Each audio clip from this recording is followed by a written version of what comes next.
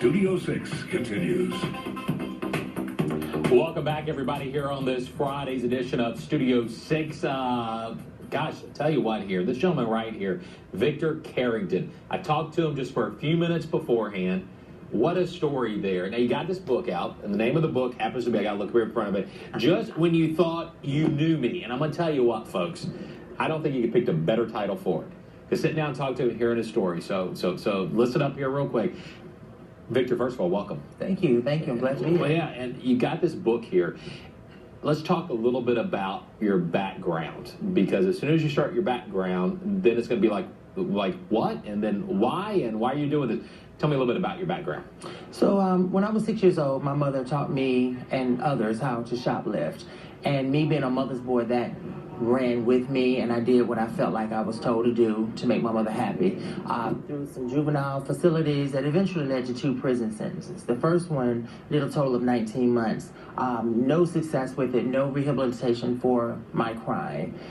Came home, the hustle was a little bit stronger because I had to make up for time that I was gone, so I went harder, money was more, and got caught again about maybe a year and a half, 2 years later, and did a total of 7 years and 3 months. Wow. And just a real game changer, you know. Is it safe to say, I mean, you've had a lot of struggles in your life then, I guess, as looking back at it? Maybe somebody else from somebody's perspective and all that, you'd be like, you had a lot of bumps in the road. Oh, yeah, I had a lot of bumps in the road. You know, a couple of suicide attempts, then discovered my sexuality.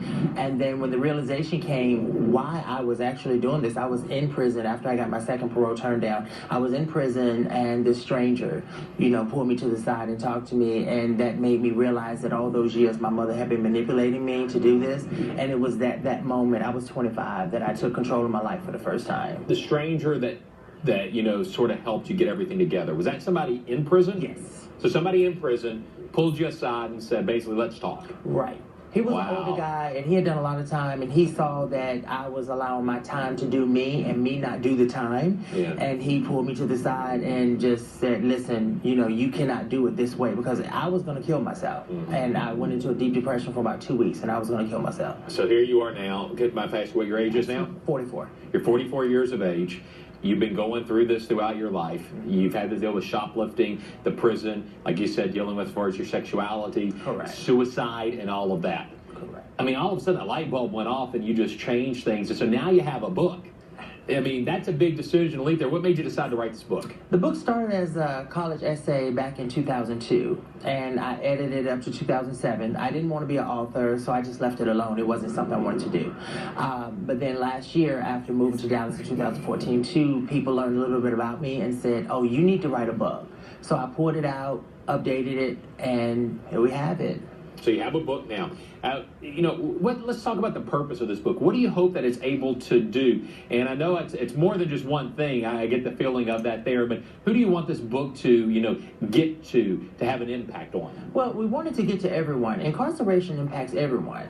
So right now, in a lot of states, convicted felons don't get opportunities to receive employment. Everyone that comes home doesn't want to go back to prison. You have some people that really want to come home like myself and do the right thing and lead a successful, productive life.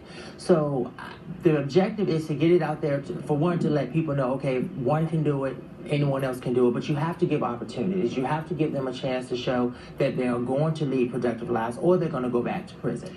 And I think that's one of the things, too, that society in general seems to have, you know, trouble with sometimes, is that we think to ourselves maybe that a lot of people that are in prison are there and they're never going to change. But you're here to try to go and say that's not the case. Correct. And then also, it's circumstances. Everyone's circumstances is different. I didn't wake up and decide I wanted to be a menace. You know, this was something put in me when I was a child, so I did what I was told to do that led to a criminal behavior and a criminal life.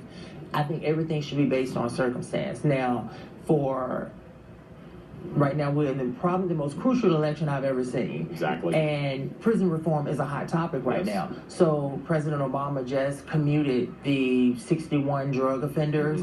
That was huge. But for someone that's already out, my crime is almost 24 years old, and it still holds me back from certain things. Right. Real quick, because I know we're probably not got the time to get into it, is those kind of things in this book? Yes. Okay, and I know too, and I want to get to, because there's a real important reason why you're here, this also can impact individuals that have gone through the same issues that you have. Now, tonight, where are you going to be? We're going to be at the Barnes & Noble in Shreveport from 6:30 to 8:30, and I'll be signing, meeting, and excited to be here. And I'm going to tell everybody real fast, and if I have a chance, I may try to swing by there myself.